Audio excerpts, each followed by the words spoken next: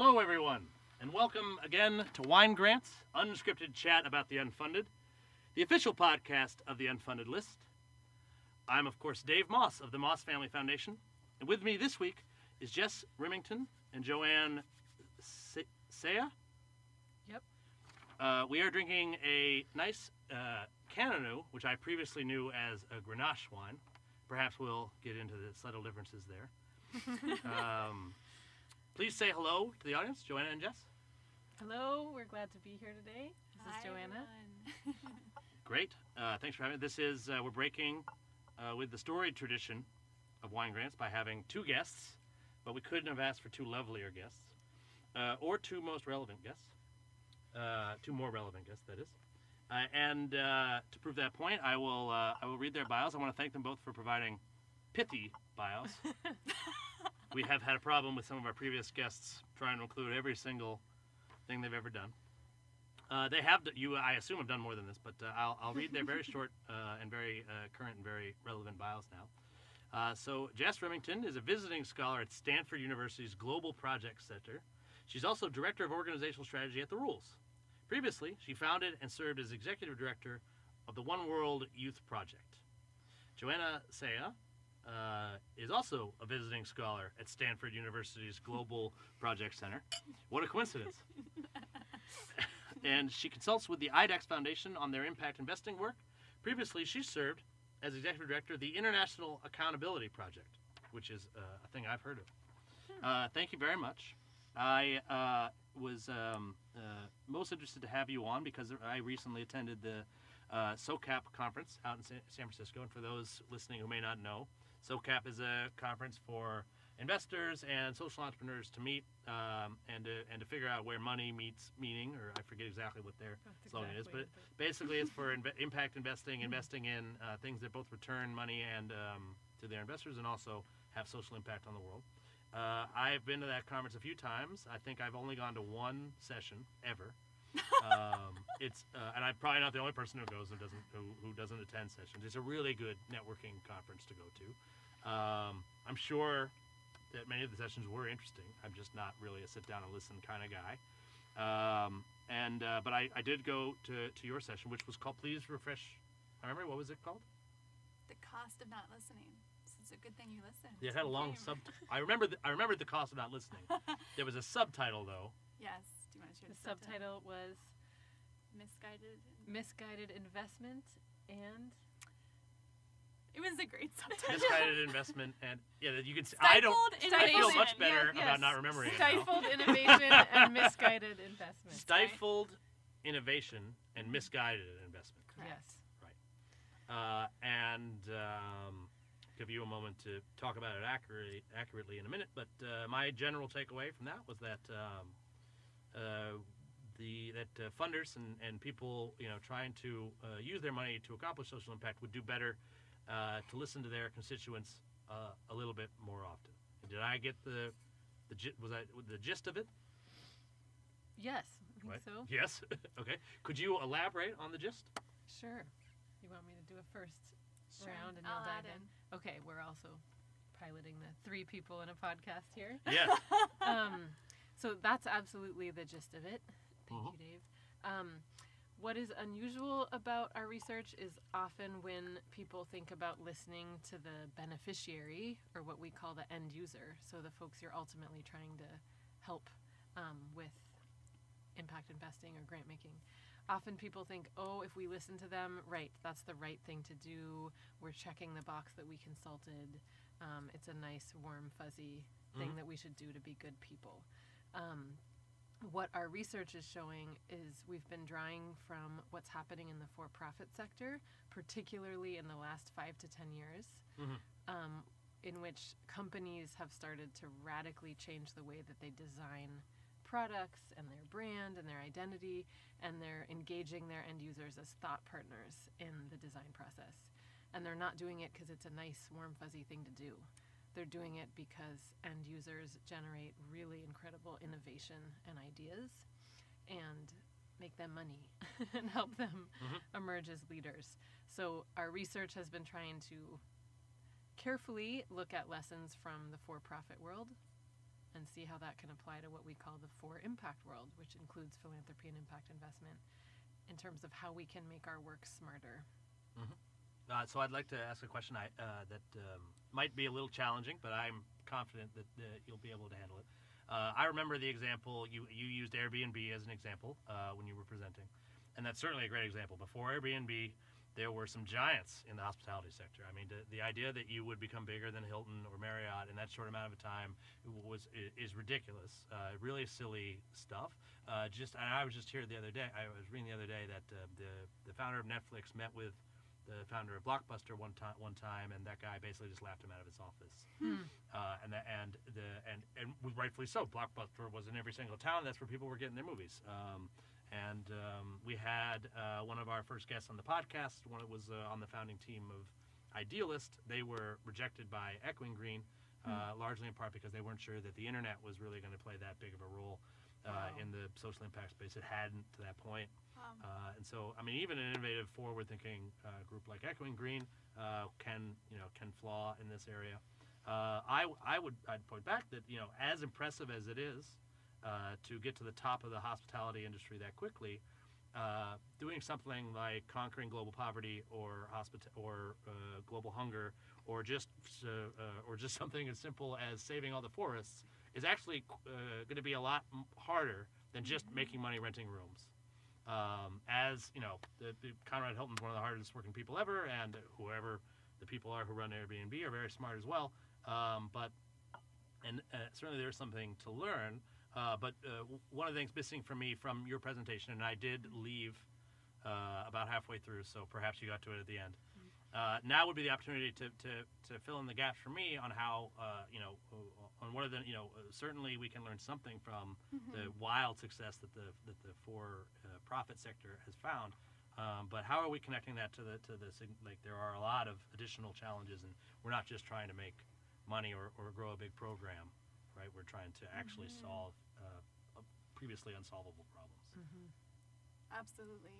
I mean, that's probably the number one question we get when we talk about our research, and we should be very clear that we're not in any way saying that what works to solve a human rights crisis or what works to create an iPhone app is what's going to work to solve a human rights crisis.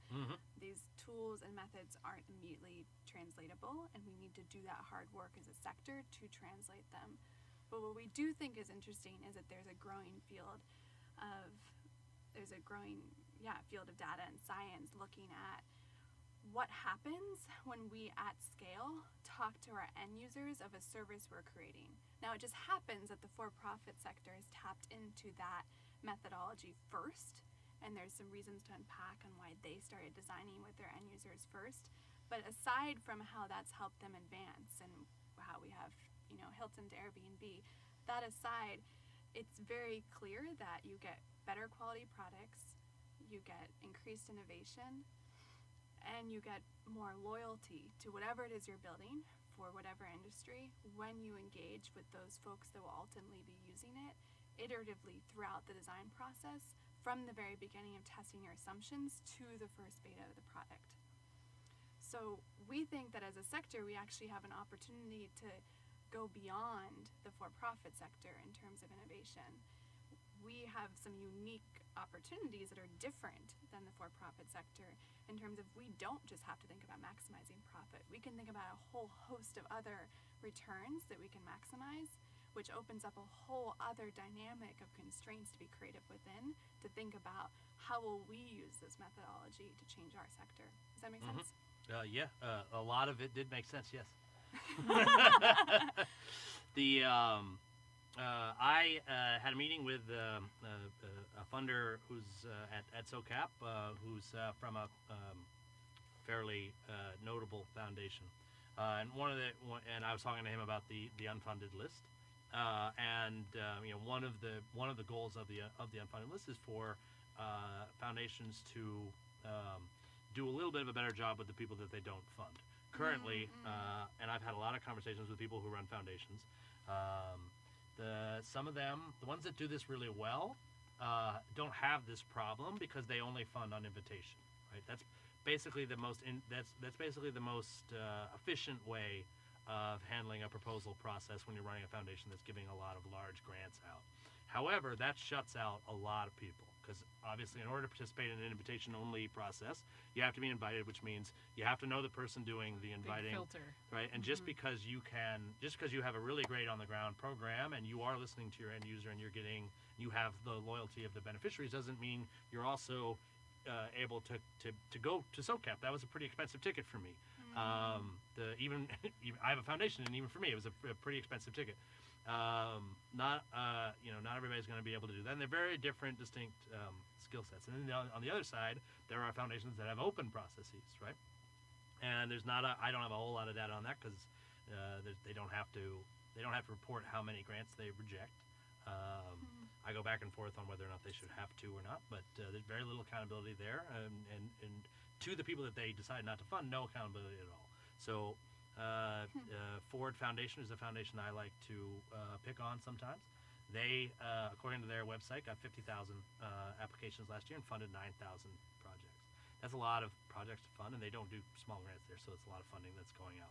That means that there's 41,000 people who spent a decent amount of time putting a proposal together and got nothing for it. I've seen the rejection letter from Ford. I had that privilege a couple times, and it's extremely boilerplate. It really doesn't do anything. And even some of the folks with tighter processes, admit to me candidly, and off the record, I can't name any of them now, that they don't do much for the folks, who spent a whole lot of time putting that proposal in that. And that is wasted time from the people that are supposed to be doing the work, right? But so I had to sit down. Well said. I had to sit down with somebody at SOCAP, and he said to me, he's like, well. Because one of the things I would love for the Unfunded List is for us I would love to partner with the Ford Foundation. I'll need a bigger evaluation committee, but it is not difficult to get people to volunteer to give feedback to proposals. Most people working in the sector are actually kind of excited about the opportunity, so I can handle really any number of rejected grant applications. And I would love it if Ford gave all 41,000 of those to me. I'll get enough people together. I'll do it. I absolutely will. And if I don't, then at least I went down trying. I will do better than what Ford's currently doing for their rejected applicants, right? But what he said to me is, why would they do that? They don't need to. They have no accountability, right? As long as they give away 5% of their endowment every year and follow a couple other vague IRS rules that you can, quite frankly, lawyer and accountant your way out of. They have absolutely no reason to change or get any better on that. If you read their annual reports, they make no mention of the folks of the thousands, if not millions, of hours they wasted with their proposal process. So this is not the Ford Foundation you were talking to. This is someone. Yeah, I talked to somebody. About the Ford Foundation. He asked me. I used Ford as an example. I said, hey, what I would do, I would love your rejected applicants. I would love Ford's. I would anybody with a large pool of. I would love to contract with them. They should be able to pay for it, which would help me get the I'll hire a couple program officers and we'll do this. We'll give real serious feedback. And the fact that we don't work at Ford could make the feedback process a little bit easier because I'm not funding you. I don't work at Ford. You've been rejected, but we're here to provide some help, maybe point you in another direction. Because I would point out that they 50,000 this year, but 45,000 last year, 40,000 the year before that. The number's growing. And I bet a lot of those people are repeat applicants sending the same proposal in because they got absolutely no feedback. And they didn't send that proposal in because they think it's a bad idea, right? And without pointing them in the right direction, that number's only going to increase. But I think his point is valid. Why should Ford care about that? All those people, you can look at they're successful business people on their board, some of the most successful people in the country. This is sort of a quasi-retirement state that they're in, philanthropy, where and they're not going to voluntarily add accountability onto themselves, and so I'm really curious how will you with your research affect change with people who don't need to change, who can continue doing what they're doing with very little. So what's the general focus here, right? Because and again, there's plenty of philanthropists that are interested in what you and really eager to hear more about what you have to say. But we're talking about transformational change in the sector. How are we going to do that? Well, it's interesting. A couple of the points you shared there were ones we heard often in our interviews.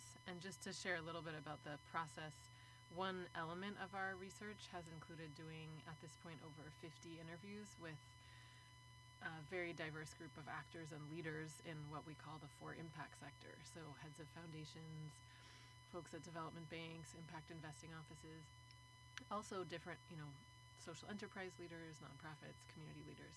But we've been focusing on the financiers as a lever of change. And partly because as we looked at what created the big shift in the for-profit sector just in the past less than 10 years, forward-thinking venture capital and early investors who pushed people to test and co-design with their end users were a big part of what sparked that shift. And we can family offices too, pretty Yep. small ones. we can unpack that more later if you want. But Please, that's why we have you here in the booth. Okay. Unpack away. So I'll come back to that, but I do want to say that's why we focused a lot on speaking with folks who are on the funding side. And That's your end user. Exactly. You're just trying to listen. Exactly.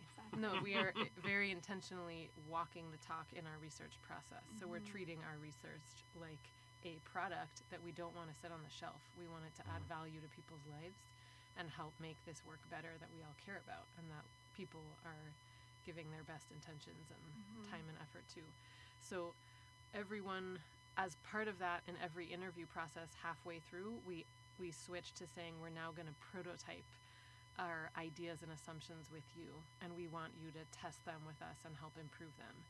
And folks did a lot of soul searching and sharing really critical reflections about their own role, their experience, their organization. So some of the things you're pointing to of people who are on boards, philanthropic boards, who in the for-profit space are super hardcore in terms of what they demand with accountability and process, and then somehow step into the philanthropic board space and have blinders on and don't ask the same hard questions about has anyone done proof of concept testing with this idea to see if end users actually want it. And people pointed to a whole series of what we call broken incentives in the system. So even if you're individually sort of wanting to go in this direction, there's a bunch of incentives in our current philanthropic and impact investing space that push you more into an echo chamber between the donors and the what we call entrepreneur advocate. So the the staff of the social enterprise or the nonprofit, and lock out end users from those design conversations. I think to answer your question though about the so we feel they can be the theory of the lever of change, and I think it's a really good question though, on how do you get them to change because of these broken incentives. And the only thing we've come up with thus far, and it's an incomplete answer, so maybe we can co-create it in this booth too, but is relevance. Because even if they're retired often, you're in retirement mode, and professionally in that brain space. Old, certainly. Often, and yet your survival is not threatened as a foundation. You can keep doing your business. People aren't gonna come knocking at your door to burn it down right now. At least we're not there in society. But we do think in the next 10 to 20 years, your relevancy will be threatened if you don't make this shift. And we think that's something people do care about. I think that either people care about, and I think most of philanthropy does authentically want to create high return for social impact. We really believe that, and that's really what we came through in our interviews. Certainly we can stereotype the sector by the few that are just always in retirement mode and clicking the accept or deny on the grant or whatever from the beach somewhere we can picture, and that exists, but we do think that if the people who are serious about wanting to increase social welfare, then there's a case to be made here in the business case that this helps increase your ROI with social welfare.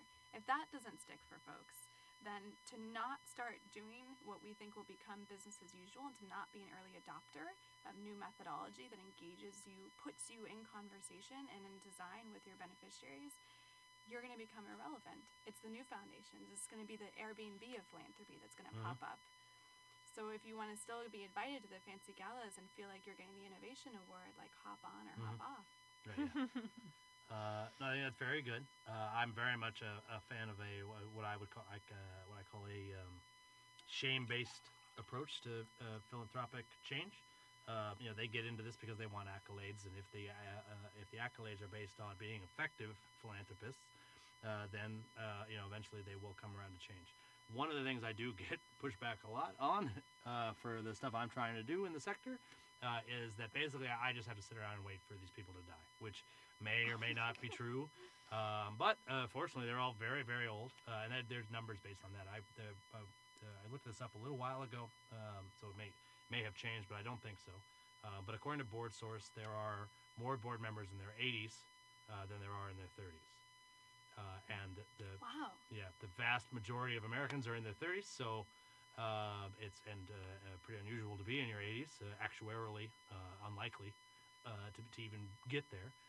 The fact that there's more people it just means, and not that they don't have. I mean, there is obviously a lot of valuable wisdom and experience with our octogenarians, right? Which is probably the first time I use that word on the podcast. Probably not the last either.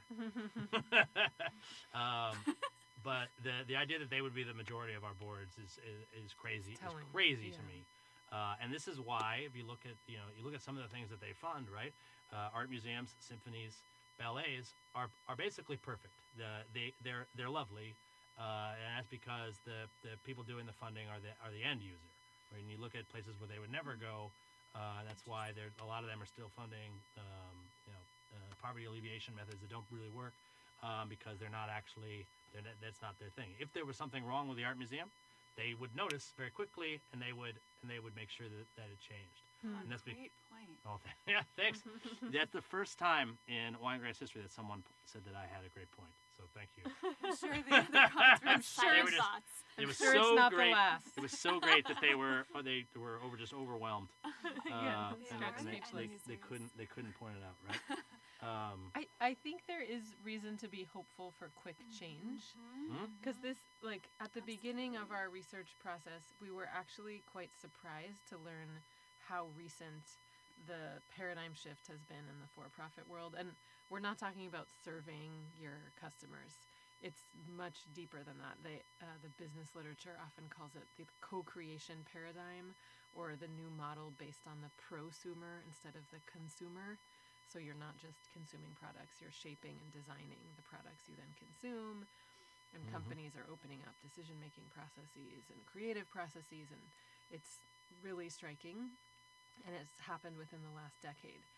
And as we looked into that, we thought, well, what was it that sparked that? And often the first thing people say is it's new technology, it's new methods. Okay, we looked into that, but it turns out a lot of the tools and methods people are actually using, especially for engaging end users and design processes, are decades old. And many of them were invented by actors in the for-impact sector. So they've been there. The tools and methods have been there, and some of the most incredible innovations aren't technology dependent. It's just like a completely new idea of approaching the problem or opportunity. So we thought, okay, that's not a sufficient answer. What else has it been? And our inquiry led us down a path toward the rise of design thinking or human-centered design, and the work by Eric Rie's the lean startup approach, which has been very influential in the business world. And basically these two schools of thought were very convincing to folks that we need to throw out the old school model of sitting in the back room, a group of experts cooking up your whole idea, hoping you got it right and throwing it out in the world, and fingers crossed. Strategic planning. Yeah, the exactly. Moss Family Foundation Strategic Planning Committee, I locked them in a room a while ago. They're still there? It's been a couple months. They have not noticed. And that's why I'm able to do some of the stuff that I've been doing. See? That's it. Great, yeah. Your lean social services prototyping. after this. Yeah. I'm waiting for them to get a call or something, but they seem like They're still going? there's a bunch of sandwiches and some ginger ale, and They're fine. They seem fine, and more than enough butcher paper for them. So Sticky notes. yeah. Yeah. So they're just, I mean, they're sticker voting, and they're having a great time, and they're not getting in my way. It's been great. Great. It's been a really productive couple months. But it's the strategic planning model, exactly. Mm-hmm. And these new approaches are pushing folks to say, actually, that's not how we get to the smartest idea. We have to take our ideas and break them down to the smallest chunks we can and test each one with our end user. Here's my assumption. Is it right? Here's the next step. Is this right? And that doing so is what unlocks really amazing insight and innovation and partnership.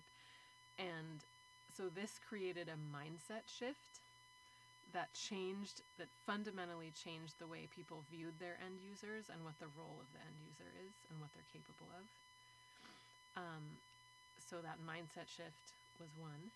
And then second, investors very early on saw, wait a minute, this is a way less risky investment strategy. So investment lined up behind it and encouraged it. So it's like, all right, that's a cool idea.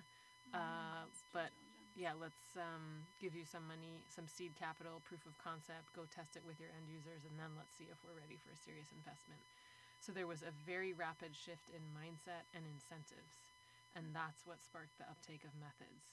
And if that happened in like a handful of years, I mean, it's still happening, right? It's increasing very quickly, but it's been a sea change in a short amount of time. So we're optimistic. And we can invite the octogenarian. How do you say that word? Octogenarians. Octogenarians. I mean, quite authentically, there's wisdom there from being. Mm-hmm. It just the very fact that you've seen the passage 2 of world time wars. for that. I mean, quite yes. Actually, I should do my math on that. I think Maybe I'm wrong not about anymore, that. I but think I'm wrong about a that. few wars Yeah. Yeah. At least one world war. that existed One more than on me. the world. Yeah. I mean, I've seen what we mean when we say trying to provide social welfare. They've seen economic thought rise and fall in different realms. They've seen our thought of how we provide social welfare, but just looking domestically change. Like, that's the wisdom to tap in partnership together to really reform the sector.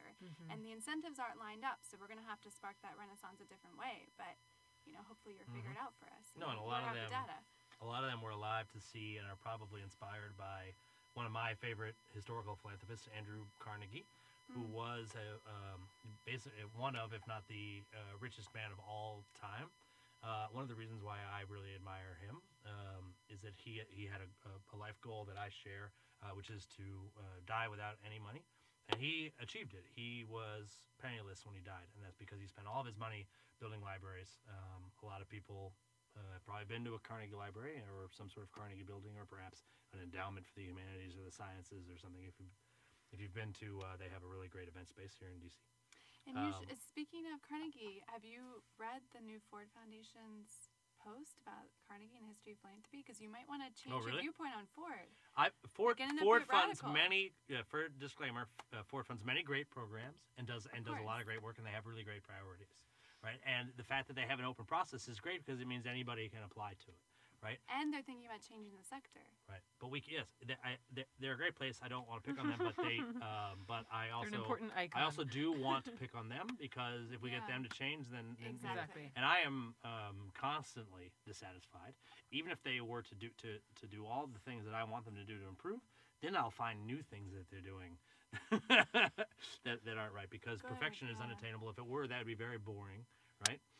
And we here in the For Impact tribe would have very little to do, right? If we were to achieve perfection in this space, we are. That we gladly put ourselves out of business. We are, yeah. We will all gladly put ourselves out of business. And retire. I want to retire like that. This has been a fascinating conversation. We'll have to have both of you back in the booth real soon. For now, though, thank you very much for stopping by. And as always, I want to thank our host, the Lookout DC, which is a beautiful co-working community for filmmakers and creatives located in the Adams-Morgan district of Washington, D.C. Thank you very much to my guests, Jess and Joanna.